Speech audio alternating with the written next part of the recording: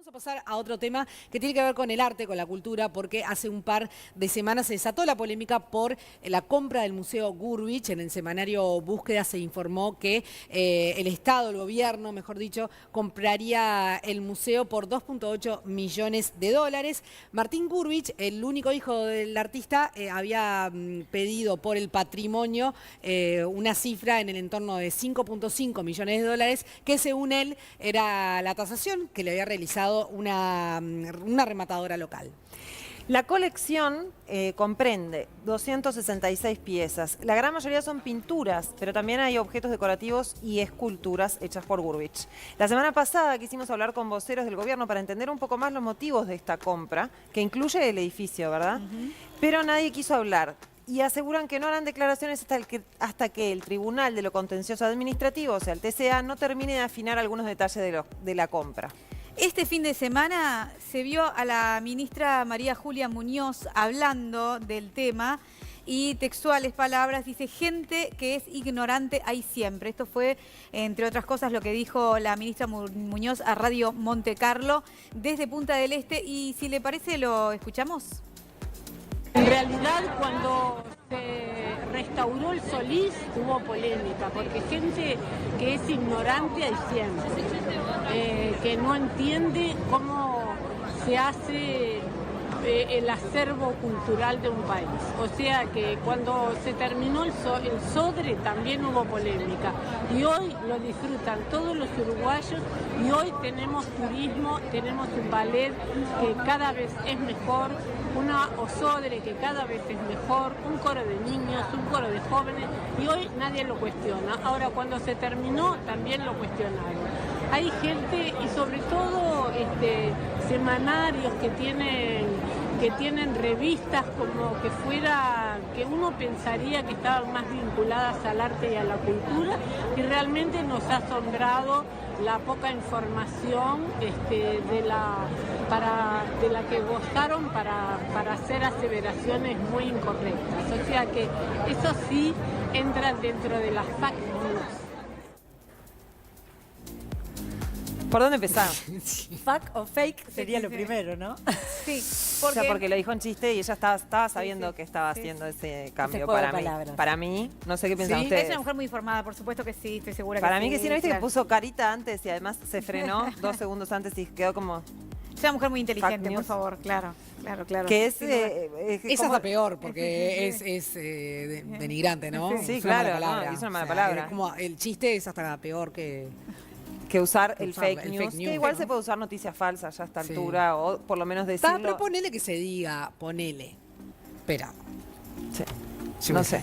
Después ¿qué más? ¿Qué más Y vimos lo que ahí en más esos hace segundos? ruido capaz que es la inversión enorme de dinero, ¿no? No, y la forma de tratar de ignorante a gente que cuestiona esta inversión de dinero, ¿no? Que es resulta por lo menos a priori bastante arbitraria, ¿no? Porque ¿cuál es el sentido? Pero además, a mí lo que me pasa es que es una calificación muy despectiva hacia el resto. Uno puede estar de acuerdo o en desacuerdo con determinada acción. Por eso. Y está bueno que sí sea, porque si no es imposible. En el mundo vivís todo, bueno, de acá así, todo lo mismo. Muy aburrido.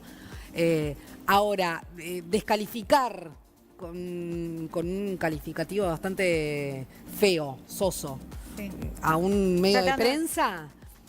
qué sé yo, es Claro. un límite medio complicado. Porque a mi entra la entender. duda también, porque está bien que te pueda entrar la duda de por qué este museo y no otros, por ejemplo, sabiendo que en nuestro país hay tantos museos, ¿no? No, y además que hay museos que no tienen fondos, ¿no? O sea, sabiendo que hay todo un tema también que de repente habría que invertir en algo que es coordinar, por ejemplo, si se cobran entradas, si no, o sea, no sé. O una ese tipo redistribución de cosas. dinero también entre Claro. varios para que no sea Que mantenemos, exclusivo. que no, ¿no? Claro, Tengo claro. datos acá según el último censo. Hay más de 200 museos en nuestro país. 65 de ellos están en Montevideo.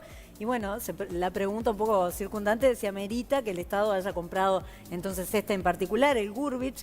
Estamos en contacto con Enrique Aguerre, él es director del Museo Nacional de Artes Visuales, integrante además de la Comisión del Patrimonio. Adelante, Enrique. ¿Cuál es tu ¿Qué tal? opinión? ¿Cómo están? Bienvenido. ¿Cuál es tu opinión sobre esta inversión que va a realizar, que ya encaminó nuestro gobierno? Bueno, en realidad cuando coordinamos estas charlas, le contaba a la compañera de ustedes que que no puedo opinar de esta, porque esta es una negociación que está en marcha, no tengo los detalles, no tengo más información hasta que el Ministerio de Educación y Cultura lo comunique. Sí, a través del patrimonio, que creo que era por lo que se comunicaban conmigo, dejar claro la relevancia de la obra de Gurvich y la posibilidad de enriquecer el patrimonio artístico de nuestro país. Eso sí. Bueno, y por ese lado, se dice que la obra de Gurvich, o sea, lo que está aquí en este museo, no es como el cuerpo principal. Esto es así, y que el cuerpo principal de su obra estaría en manos de privados. Entonces, hablemos un poco de eso, de qué acervo de la obra de Gurvich tiene este museo. Claro, pienso que por lo que conozco del museo, de la colección del museo, hay obras muy importantes en el Museo de Gurvich. Seguramente haya obras muy importantes fuera del país o en manos de privados, y eso está muy bien realmente con todos los artistas uruguayos que tengan la posibilidad de integrar colecciones privadas tanto aquí como en el exterior, o formar parte de colecciones. Pero el Museo Gurvich tiene excelentes obras de José Gurvich. Uno el día la fue a recorrer hoy mismo. Si uno va al museo y se toma el tiempo para ver las obras que exhibe el museo de su colección, hay obras muy importantes, de varias etapas o de casi todas las etapas de Gurvich. Hoy. De hecho, está bien también recalcar que estaba tasado por casi el doble, ¿no? Yo en esos temas no, yo repito, bastante trabajo nos da el Museo de Artes Visuales como para estar en los demás museos, y no tengo más información de la que en algún momento, cuando se cierre estas negociaciones, se hagan públicas. Está el Tribunal de Cuentas de por medio y el Ministerio dará la información correspondiente. Y la gran duda es si no se podía haber buscado una solución mixta, digamos, como en el caso de otros museos. Volvemos al tema, no es algo de lo que yo, no corresponde que opine de los demás museos. No, está bien, pero no es mi rol. sin opinar de los demás museos, el Museo Nacional Hola. de Artes Visuales, el Museo Nacional de Artes Visuales está en manos del Estado, ¿verdad? ¿Qué quiere Correcto. decir, le pregunto para saber, para interiorizarnos en esta parte, qué quiere decir eso y qué diferencia hay con un museo de administración mixta con un privado? Bueno, al estar dentro de la órbita del Ministerio de Educación y Cultura y Ser Público, se financia, en el caso del Museo Nacional de Artes Visuales, con los impuestos de todas las ciudadanas y todos los ciudadanos, más aportes que en nuestro caso, por ejemplo, a través de la Asociación de Amigos, colabora con el museo a través de venta de catálogos o cierto merchandising que podemos hacer. Eso es lo que significa, mientras que la naturaleza mixta implica colaboraciones más importantes de privados, bancos, si es una fundación, en fin, hay distintas figuras, ¿no? Y de acuerdo a su experiencia como director y en general, de acuerdo a su experiencia museística, ¿hay alguno de los dos sistemas que funcione más que el otro o que sea mejor? ¿O para determinados artistas o determinado tipo de museos funciona más un sistema que el otro o es indistinto? Es muy difícil hablar en general, creo que ahí sí tenemos que hablar en particular. Por ejemplo, y voy a dar una opinión personal, pero que institucionalmente estamos trabajando ahora. Estamos trabajando en la posibilidad, y ya se está concretando finalmente, de traer una gran exposición de Pablo Picasso al Uruguay, la primera exposición de pintura de Pablo Picasso en el Uruguay. Por los costos, los seguros, la logística, las condiciones que tiene que tener el museo, vamos a cobrar una entrada.